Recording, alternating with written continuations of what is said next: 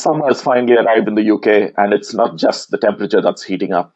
There is the political scene that's heating up as well, as UK is going to the polls on the 4th of July, and one of your own global Desis is going to be voting in the election next week. So, hi Gijo, and welcome to next episode of the Global Desis. And I think today we'll discuss politics. Politics is the in thing at the moment, and today the year 2024 has been quite a big year for politics, for world politics, in fact. The Indian elections have just been completed. The UK elections are on just around the corner, and the US elections for further later down in the year as well. So I think it's a very, very opportune topic to be talking about. Not just about how politics affects us in our day to day lives as expats, but also how politics affects the relationships between our current home country and the country of our birth. That's a really good point. And one other election that's going to happen soon for me is the local council election. The federal elections are next year, but the council election is this. I guess it's in September, and Hmm. I'm actually actively involved in the council politics, as in the local politics for my LGA. So that's one thing that I can definitely give some inputs about as an expat, a recent citizen, and how I have seen this to be different than one back in India. And then again, the US one, I have some experience because I was there when Trump got elected the last time. So a lot of stuff that I have to actually discuss. But I Okay. would start with you. So is this the first time that you would be voting in UK, or you have voted before? We've voted quite a lot before, actually, in the UK. And the reason being is we are the citizens of the Commonwealth, as it's described. And the Commonwealth citizens get the right to vote in the UK as soon as you arrive in the UK. So even if we just came here on a work visa, and I think elections happened in 2016 as well, if I'm not mistaken. We just arrived in June 2016, and we had elections in 2016. Hold on. So you're saying that without being a citizen of the country, because you're from India, which is apparently Commonwealth, you Yeah. can actually vote. Wow, I never knew that. Well, that That's was very interesting. because when we came in here, we had spent about 8 years in the Middle East before that. So we had Okay. missed voting for the Indian general elections on a couple of occasions. So I clearly, distinctly remember my wife telling me that she's probably voted more in the UK than she has in India because she's only probably cast her vote twice in India in general elections, whereas in the UK we've got much more opportunity to cast in general elections. That's, well, I'm pretty sure most people don't know that because you would expect that just being part of Commonwealth is just a notional thing. But I never realized that Indians can actually vote in UK. Because it's not like we really accept the queen as now the king as head of the country, right? Like for example, Australia, it would make sense because we Mm. are proper Commonwealth, but India is not 100% Commonwealth country in terms of in real sense. Yeah, Wow. So when was it you voted the very first time I in think UK? we voted just a few months after arriving in the UK in 2016. Did you have any idea what you were voting for, or? Well, obviously, we did follow the politics here, and Brexit was a hot topic just before we stepped foot on the plane to come to the UK. Uh-huh. And for those viewers who are watching from elsewhere and not really interested about the UK, so Brexit was the referendum that the then party carried out in order to get a vote from the public on whether the UK should remain within the European Union or not. Mm-hmm. And just 3 days before we set foot on the plane to come to the UK, the Brexit referendum, against all my hopes, went in favor of Britain leaving the UK. So you voted for Brexit? No, I did not vote for Brexit because we were I not mean, here in the country at this point. oh, But oh, okay, okay, okay. but among the people that voted, I think there was a 52% in favor of Britain leaving the UK and 48% Uh-huh. in favor of Britain remaining within the UK. Yeah, This that was was so close. this was totally unprecedented because the Prime Minister at that time, David Cameron, was absolutely confident that most of Britain will vote to remain within the UK.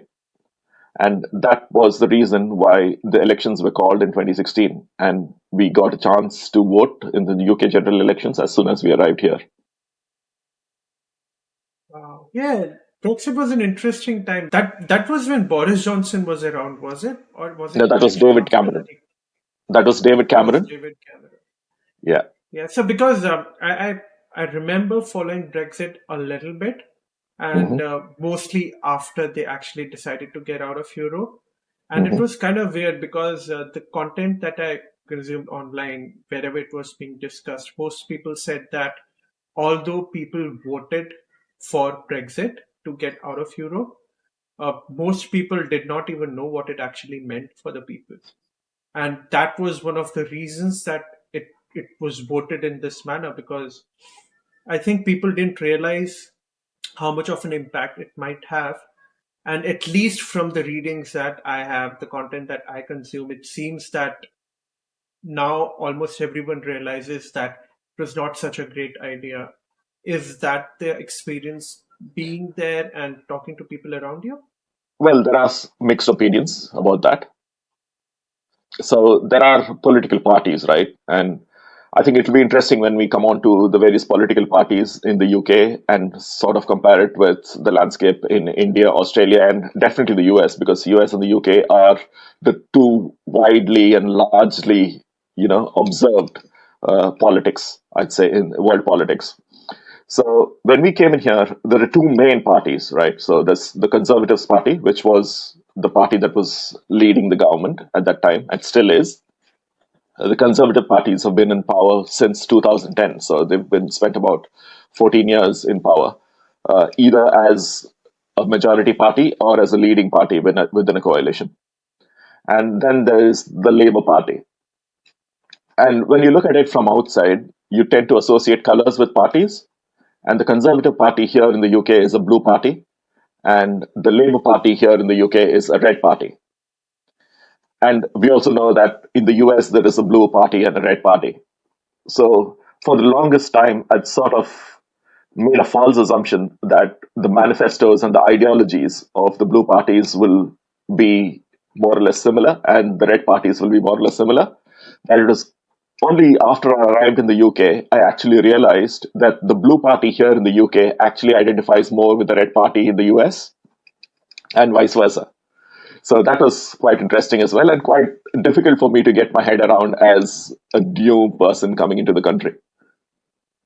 So, for the audience, can you expand on which of the two do you consider as liberal, the blue party or the red party? Because in So the India, we blue, don't have blues and. we don't have blues and reds in India. So the blue party are the conservatives. So Mhm. the people with a more conservative mindset and a more conservative ideology. And the way it is perceived, especially for Indians and Desis who aspire to come into the UK, is the conservatives make it difficult for immigration and including skilled migration, that is. So, obviously, one of the election manifestos of our current prime minister is to put strict controls on immigration. So, Mhm. that is what the Conservative Party is about. And the Labour Party is more about welfare and well being and about the public spending in areas such as the National Health Service, education, etc. Okay. A question for you, and tell me what you think. Okay. Here we have a Labour Party and a Liberal Party. Okay. Which one do you think is the conservative one? We have a Labour Party and a Liberal Party. Which one would you think to be conservative? I mean, if it's a trick question, I'd probably go with liberal being more conservative. Yeah, I guess I shouldn't have added that. But yeah, so when I came here, right, I heard about the Liberal Party, and the obvious thing that comes into your mind is if they're a Liberal Party, they must be liberal. With Labour, you don't actually associate as such, uh, because with Labour, it could be either, but Liberal is very obviously a liberal party. But that's not how it is here. The liberals are the conservative ones, and the Labour is the more liberal one, which Right. is, I guess, that's what you're getting at in terms of UK too. So they're the Yeah. conservative party. Is it? I'm confused again. So the which one is more progressive? Well, both of them are down the middle, to be fair. So there's no Hmm. complete left wing and right wing. They are Hmm. central left and central right, if I could call it that way. Because Hmm. I don't think they are completely conservative or completely liberal at all. And because the UK is a welfare state and there is a lot of emphasis on providing welfare for the people, I think even the conservatives have to lean towards the middle a little bit, Hmm. and Labour were always towards the middle anyway. So, So let me make that question simple. Of the two parties, does either of them are are either of them pro-Trump, or no? That's not how it is. pro Trump, okay, that's an interesting question. I hope it's not a question just out of jest or just out of fun, because from all the people that I've spoken to, I don't think anybody is pro Trump. But That's among interesting. but among political ideologies, you obviously have to align yourself with either being sort of seen as pro-Trump or sort of being seen as anti-Trump, because that's what Hmm. politics is for. And whatever one party decides, the other party should do the same. And I think from what I've gathered from the media, I think the conservatives are slightly warming up to Trump 2.0. They're expecting a better version of Trump, possibly being the next president of the US. So I think, Hmm. if anything, it might be the Conservatives, the Blue Party here, who are warming up to the Red Party in the UK, in the US. Sorry. Hmm. Interesting, because just yesterday I went through the presidential debate. I didn't see all of it, but quite a bunch, and it was such a weird scenario because neither of them looked competent enough to lead a country like US. Mm, Uh, Trump kept on doing what Trump does, and Biden looked so out of touch because of his age. yeah, I mean, the option that they have is so poor. I mean, I'm surprised that a country like US couldn't come up with a couple of young Democrats or Republicans to come and contest, and they had to resort to people like uh, Biden and Trump. So Biden said an interesting thing when he actually joined politics. He was the youngest one, and right now he happens to be the oldest one. And Trump went his usual stuff wrong. I have got the greatest, I have the biggest, yeah, I've done the biggest numbers and all that. I was like, dude, get to real numbers and discuss topics like that instead of just going. So the funny thing was, every time Trump was asked a question, instead of answering the question, he was responding to what Biden said at the end of the previous question.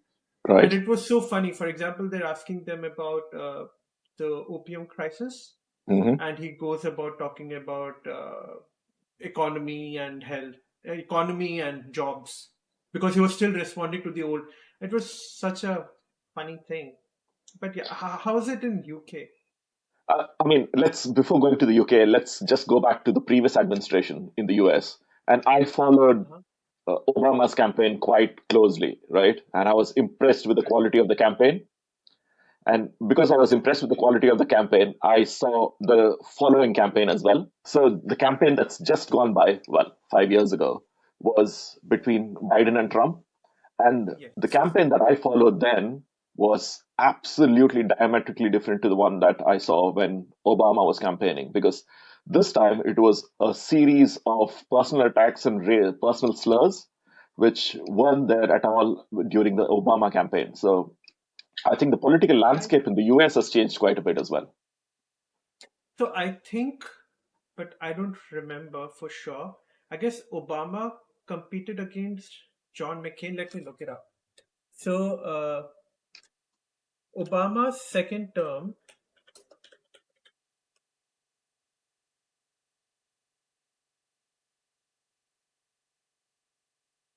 So Obama went against Mitt Romney in his second term. Yeah. So Mitt Romney as well as Obama. So Obama went against Mitt Romney in the second term, and Mitt Romney as well as Obama, as far as I know, are very sophisticated, smart people. Mm. So they are someone who can actually discuss on point, and both of them are very good orators. So Mm. that was a good competition in terms of both people were like none of them were like Trump, to put it plain. Yeah. I remember when Trump came down the escalator to announce his presidential, uh, like announce himself to be one of the presidential candidate nominee stuff. Nobody. So I was in US at that time. So Right. nobody around me, like none of the US folks who I worked with, none of them thought that he was being serious.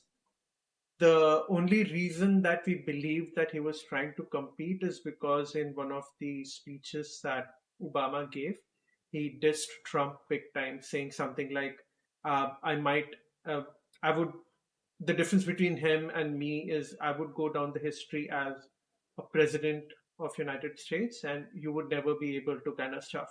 So that's like, how you have this origin story of people who got dissed and worked to get something. I guess Right. that was the kind of scenario what happened in case of Trump. And then when he actually started campaigning, he was off the rails, he was off the textbook. Nobody expected the kind of campaign that he was actually doing, Mm. and nobody took him seriously. And because nobody took him seriously, I don't think many people actually went to vote. Right. And he was competing against Hillary, who herself did not have that great a rapport, Mm. and that's how people didn't end up vote. People didn't turn up to vote, and that's why Trump won. Because you'll notice in the second time that he actually fought against Biden, the turnout was so high on both the sides Right. because nobody wanted to take chances. Yeah. And the thing with Trump is, after his first term, people realized that there is a possibility that he can win.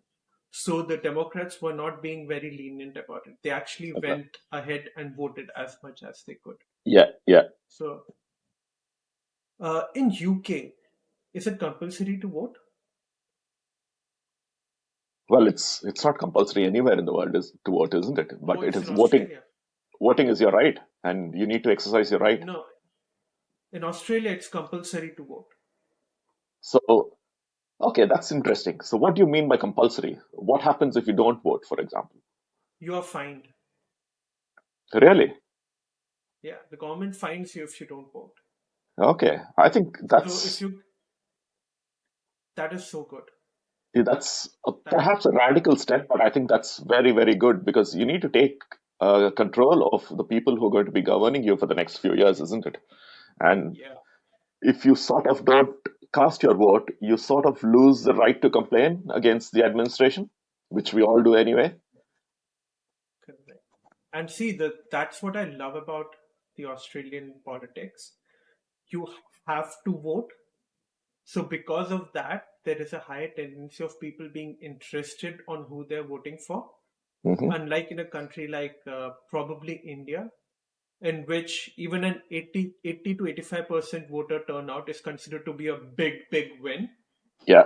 Whereas the fact is, it's really not. I mean, if not, so for example, a country of 1.4 billion, like 60% voter turnout could be huge in numbers.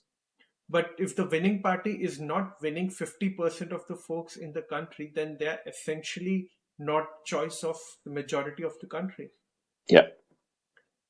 And like I've voted in India just a couple of times. Yeah. I mean, it's largely got to do with me not being around, but I have only voted a couple of times. Whereas in Australia, I became a citizen last year. I voted for. There was recently a referendum in Australia which I voted for, Hmm. and I would have to vote for the council election, which is a great thing. And the best thing about compulsory voting is a certain group, may it be liberal, may it be conservative, they cannot actually consolidate and decide that, okay, we are the ones who vote mostly.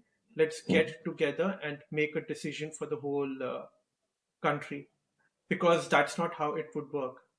Uh, I live in a strata, right? So even Yeah. here, if certain group wants to have a certain decision made, most people know that voting in strata is not compulsory. They just have to make sure that whoever turns up, a majority of them are of same understanding as the idea that they want to push through, and then they can just come in and take over. And so, even with 20 or 30 people voting from a group of 1,000, even 30 people can come together and decide on something because rest of the people won't be interested to come in and vote. Mm. So that kind of thing is not happening in the Australian political situation, which I think is a really good thing. Right.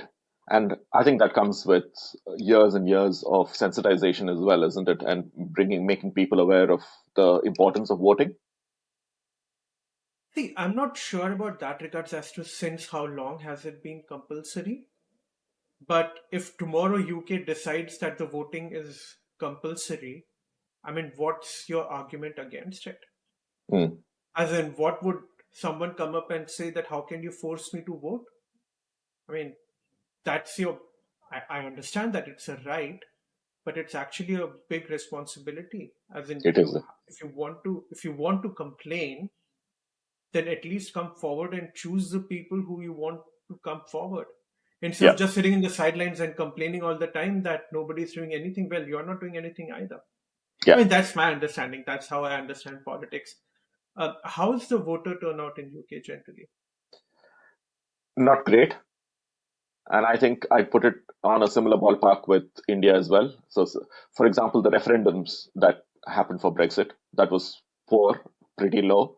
And I think the 2019 general elections were also quite low in terms of voter turnouts. So I think we expect about 70 to 75% of voter turnout. Which is not bad. I think in India it's around in the 60s. It's Like even a 60s. 66% turnout is considered to be good. Yeah, So what's the situation like in UK? What are the big topics that people are right. running with?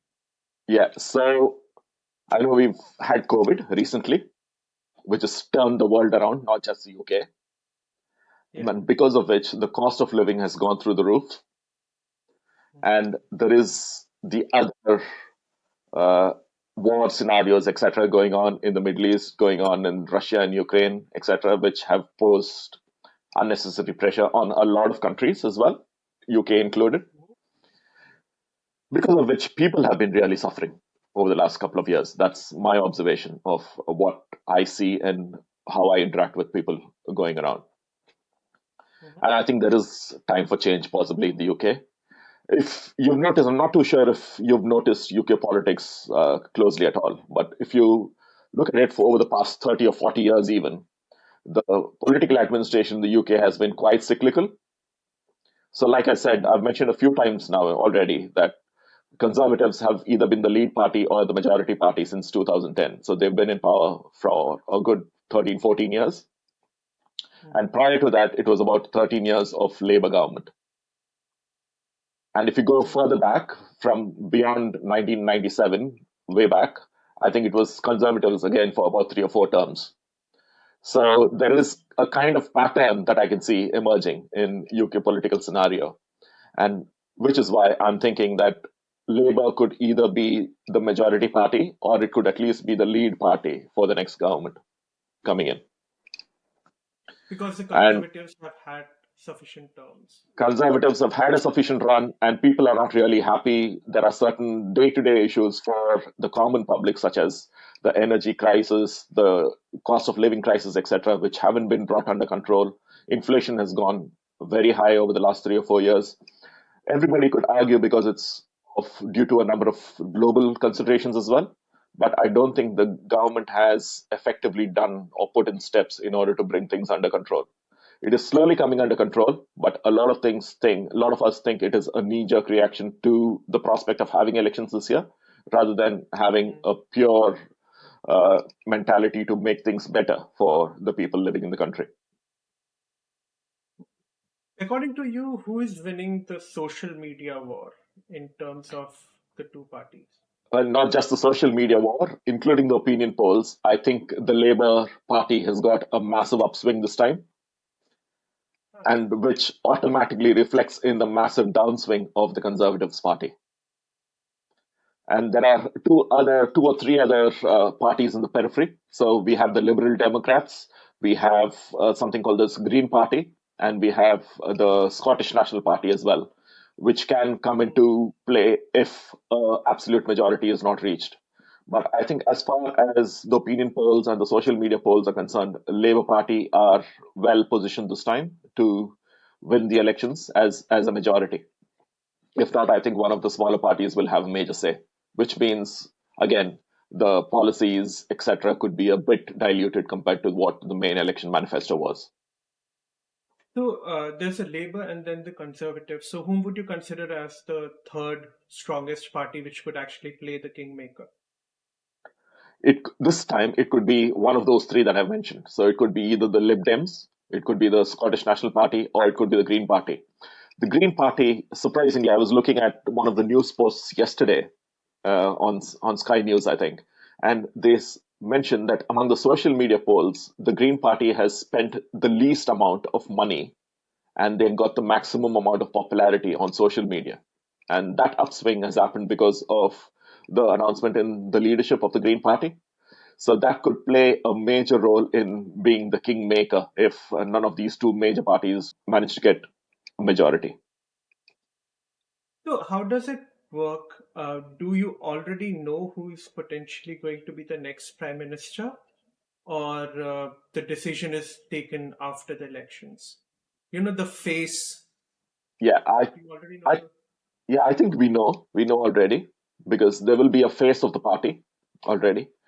And one of the surprising things as well, if it happens, we will find out in a few days, is the forecasts or the social media polls and the opinion polls all suggesting that Rishi Sunak might be the first ever UK Prime Minister to actually lose his seat in a general election.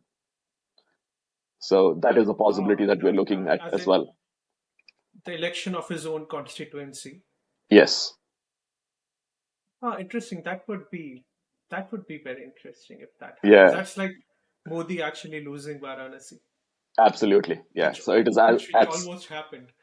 it's not as big as that because the politics here isn't as crazy and it's not politicians are not worshipped like they do in India. But I think that is a distinct possibility that I can see happening this time.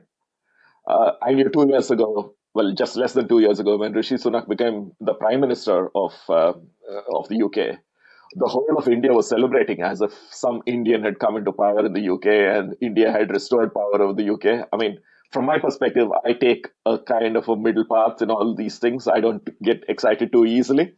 I mean, he's got absolutely no ties with India. He is a second or third generation Indian and he is British for all means and purposes. Very A very interesting comment I saw back then is I was just going through YouTube social media, and I saw this guy who said that finally an Indian would rule over UK.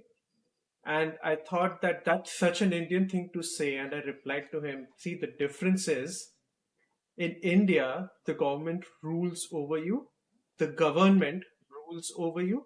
Yeah, But in the Western countries, for example, UK, Australia, and US, the government governs, it doesn't rule. yeah, And understanding the difference between governance and ruling is what is really missing in India. For yeah. example, here there have been instances where there's this online video in like there's this viral video in which Scott Morrison was standing on somebody's garden Hmm. and he was giving an interview or a news bite. The owner of the house came out and asked him, "Can you please get off my garden?" Yeah, That's the kind of power that the Australians have, where they understand the difference between the people they have selected to yeah, govern them, and even the governance means to work for them. Whereas if such an event would have happened back in India, the person who comes out and says that his house would be like destroyed, because how can you talk like that to our prime minister? People need to understand that the government is basically the public servant who's supposed to help the public. They're not supposed to rule the public. The day that people understand this difference, right? the politics in India would turn around for much, much, much better Yeah, situation. absolutely. But to be honest, I'm pretty happy with the results that the Indian general election actually threw out this time. Uh, for a Same here. prime ministerial candidate, I think Narendra Modi is still the strongest, in my opinion. But I think somewhere along the lines, over the last 10 years, the person has become bigger than the party. And I think the Hmm. people of India sort of recognize that. And that is Hmm. sort of shown in the kind of political mandate that has come out in the 2024 elections in India. Exactly. See, a person who has the absolute power. I was watching this online video in which this reporter went to UP and he was talking to people and he said, when a person wins the first term, he serves the people. In the second term, he learns that he can serve himself. And by the third term, if you get them back, then they actually start getting corrupt and serving themselves more than serving the country. And it's always better to gradually wane off that power trip that some politicians might end up having, because they should realize that at the end of the day, it's the people who are deciding. And I was really happy with the result, because here it showed that the opposition needs to work harder to Yeah. be better than what they are right now. And at the same time, the politics of BJP and the NDA, they realize that if you really want to have a powerful win, you definitely need to work for the people. Just breaking down on communal lines, it's not really going to help big time. Because the Yeah. interesting observation was everywhere that they did actually go the communal hard line, they ended Hmm. up losing, and Yeah. even Ayodhya, that's what ended up happening. Yeah. That was Very interesting. That was an interesting conversation, wasn't it? I mean, we built the Ram temple for you and still we lost. So, I mean, what kind of an argument is that? Yeah, see, I guess what happened there is, yes, you have done this for us, but what next? You promised for a Ram temple, you gave us the Ram temple. Now the problem is we need jobs, we need better education, so let's start working on that. You cannot you cannot actually tempt people with the same thing again and again and again, because Yeah. at one point they would realize that dude, there's more to it than this. Is Yeah, that it sort of works in both signifying the ways. rise? Is that sort of signifying the rise of the middle class in India, in Not your really. opinion? Would it though? See, if you notice from what I read, it's the rural class which actually voted against Modi. The urban class actually voted for BJP, which shows that the population that is easily influenced by social media, which has more access to social media and news, were the ones who were still more inclined towards the NDA. Mm.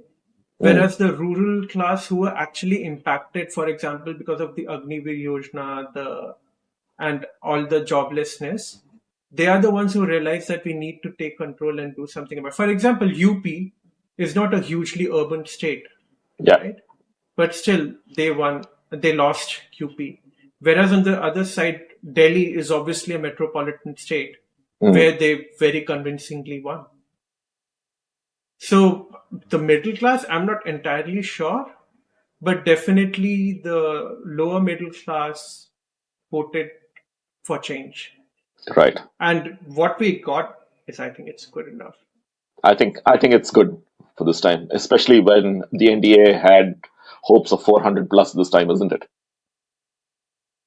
Correct. So I don't know whether they already knew that that's not going to happen, but they wanted the discussion to move to whether it's going to be 400 plus or not. Yeah. Because it would be weird if BJP had no idea that they are not going to reach 400. 400 was a milestone which, if cracked, would have been unprecedented. Yeah. But obviously, I would have thought that they knew, but they wanted the narrative to shift to whether they're going to win or not, to how convincingly are they going to win. Yeah. And I think uh, the India Alliance did really well by not getting disheartened by what the media was showing and still continue working on the way that they did.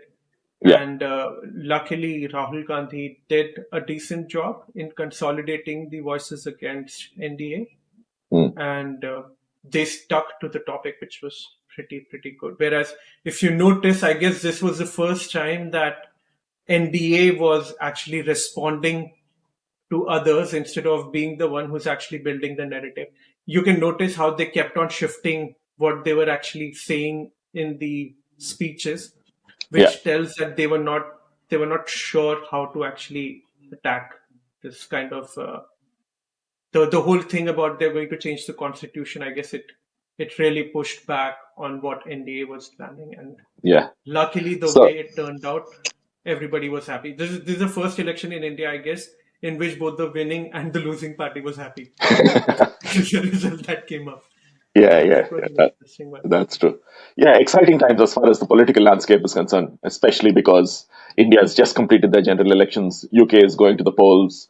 US presidential elections later this year, and Australia going to the polls next year. So I think it's going to be an exciting time for multilateral relationships as well. So what do you think is going to happen as far as the aspiring Indian diaspora is concerned, as far as the political landscape is concerned? See, this is something that I was about to ask you. Does Rishi Sunak have a hold by the because of the whole idea that he's an Indian? Are the Indians in UK influenced by the fact that he is, no matter how which generation Indian he is, but he being of Indian origin, does that influence Indians there or not really?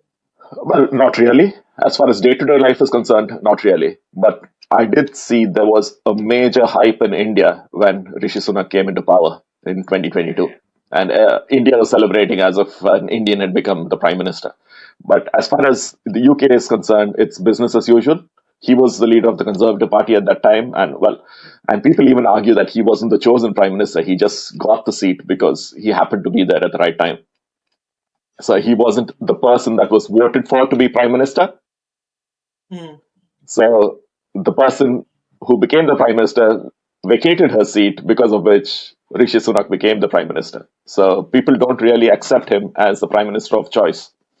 So that will be revealed now in a few days' time when the UK goes to the polls. We'll see if Rishi Sunak manages to keep a hold of his seat constituency, and we'll see if there's going to be a change in the prime minister, which I think there will be. So by when would you get to know the results? I think the results are out on the 5th of July. The polling is on the 4th of July, and I think we should start to get early notice of the results as early as the morning of the 5th of July. Hmm. So, in case, however unlikely it might be, in case the Conservatives win, would Rishi Sunak continue to be the Prime Minister, or do you think that there would be some competition within the party? There will be a competition within the party, but I think he has made it clear that he wants to remain, but we'll see. So, let's do this. Let's consider today's podcast to be the part one of this political discussion, and let's have a part two after the elections so that we can have a more idea on how it turned out. And I guess politics is such a big topic that we can have so many point of views, and we can try to see if this particular podcast has people who comment on their views on what we discussed, and we Yeah, can take that as a topic of discussion in the next part. What are your yeah, views absolutely. on? Yeah, yeah, no, totally. Because the politics of the UK, US, Australia, etc., not only affects the people that live here, it also affects the people who aspire to be here in this country at some point in time. And the essence of the Global Desis as a podcast is basically to talk to those people who've either left India to settle elsewhere, or people who are planning to leave India to settle elsewhere, to give them a well-rounded picture of what we are as a nation in the country that we've chosen to live in, and also give them a flavor of what the political relationships could be depending on which party comes into the power. Of course, India is going to become a major superpower, the economic superpower, as they call it. And so no country can sort of ignore India. So India is certainly going to be one of the hotly viewed countries from outside of India. So regardless of which party comes into the power, I think the trade relations are still set to be strong. We just need to see how good the diplomatic relationships are going to be. So, do you think, and I know I'm stretching, but we'll keep it really short. Do you think if a country has a right wing politician, they end up having better relationships with a right wing politically driven country? As in, for example, if the Conservatives win in UK right now, would there be any positive impact in their relationship with Modi? Or do you think it's largely irrelevant because the international politics runs on different dynamics? International politics, I think, runs on different dynamics. Like I said, India has become so large that no country in the world can ignore India. So, regardless of who the new government regime is in the UK, I think the relationships will continue to develop. I think it's the impact on the common man who is planning to emigrate to the UK and how the immigration rules and immigration reforms are going to be formulated. Hope you enjoyed this episode of the Global Desis podcast on global politics and how it influences India and people who aspire to come to various countries such as the UK, Australia, or the US, for example, because Jijo has had experience in the US. The polling is going to commence on the 4th of July, and the results will be out on the 5th of July for UK. And we shall know who the new Prime Minister is going to be on the 5th of July. So we will come back to you with probably another edition of this politics episode. And we'll talk about what the impacts could be and what we could look forward to as an Indian diaspora living abroad. Thanks a lot, Vivian. It was great talking to you about politics. So we'll catch up next time and continue this discussion on the political situations across India, UK, and US. Thanks, Jijo. Okay, good day. Take care. Bye.